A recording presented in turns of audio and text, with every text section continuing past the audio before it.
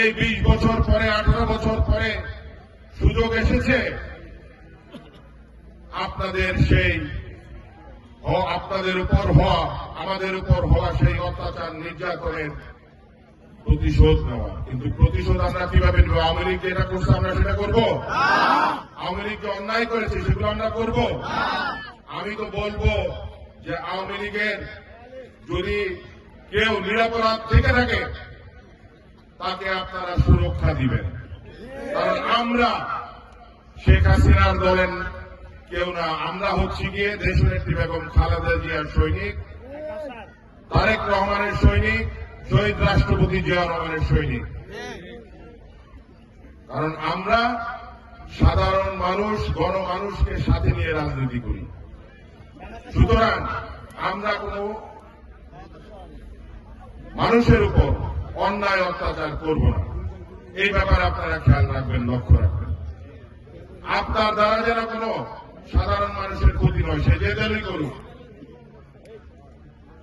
আওয়ামী লীগ যে অপকর্ম করেছে সেই অপকর্ম আমরা করব না। তাহলে তাদের মধ্যে আর আমাদের মধ্যে পার্থক্য রইল কি?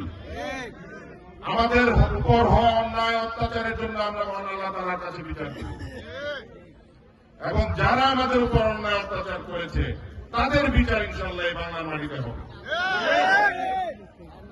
কিন্তু যারা নিরপরাধী তাদের উপর আমরা কোন অন্যায় করব না,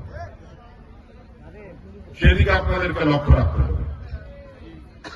কারণ আমাদের নেত্রী, দেশনেত্রী বেগম খালেদা জিয়া কোন নিরপরাধের উপর কখনো অন্যায় করেন নাই, এবং উনি সকল দলমত সকলকে উনি ভালোবেসেছেন।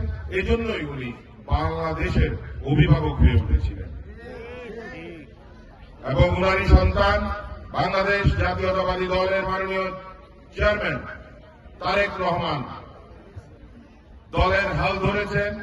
দীর্ঘদিন রাজপথে আমাদেরকে এই ফ্যাসিবাদ বিরোধী আন্দোলনের নেতৃত্ব দিয়েছেন। উনি গত 25 তারিখে দেশে এসেছেন। আপনারা দেখেছেন ঢাকা শহর জনসমুদ্রে পরিণত হয়েছিল। এই যে সম্মান, মহান আল্লাহ তাআলা যাকে সম্মান দিতে চায় কেউ আটকায় রাখতে পারে? মহান আল্লাহ তাআলা আমাদের তারেক রহমান সাহেব যখন দেশে আসছেন, প্রত্যাবর্তন হয়েছে, সে ঐতিহাসিক প্রত্যাবর্তন। যে মানুষ হয়েছিল 300 ফিট, এবং এয়ারপোর্ট থেকে শুরু করে ঢাকার আনাচে কানাচে পুরো ঢাকা সেদিন জনসমুদ্রে পরিণত হয়েছিল। আপনারাও গিয়েছিলেন অনেকে। এই যে সম্মান, এবং আমাদের নেত্রী জানা যায় যে জনসমুদ্র হয়েছিল, তাকে যে রাষ্ট্রীয় সম্মান জানানো হল, তার এই মৃত্যুতে দেশ বিদেশ থেকে মানুষ, যারা বিদেশের রাষ্ট্রপ্রধান, তারা বার্তা পাঠিয়েছেন, শোক পাঠিয়েছেন, এবং তাদের দেশের প্রধানমন্ত্রী থেকে শুরু করে অনেক দেশের পররাষ্ট্রমন্ত্রীরা তারা এখানে চলে এসেছিল। আপনারা দেখেছেন না টিভিতে? উনি তো কোন প্রধানমন্ত্রী এখন ছিলেন না, তারপরও ওনার জানাজায় অংশগ্রহণ করার জন্য বিভিন্ন দেশে মন্ত্রীরা ছুটে এসেছিল। রাষ্ট্রপ্রধানরা শোক বার্তা পাঠিয়েছেন, এখনো পাঠাচ্ছেন। এই যে সম্মান, মহান আল্লাহ তাআলা ওনাকে এই সম্মান দিয়েছেন। আরেকজন যে অন্যায় অত্যাচার স্বৈরাচার ছিল, সে পালিয়ে গেছে, এখন নিজের চেহারাটাও দেখাইতে পারে না, টিভিতেও আসে না। আসে টিভিতে? আর কোন ছবি দেখছেন গত 13 বছরে? খালি ওই ভয়েস ছাড়ে না,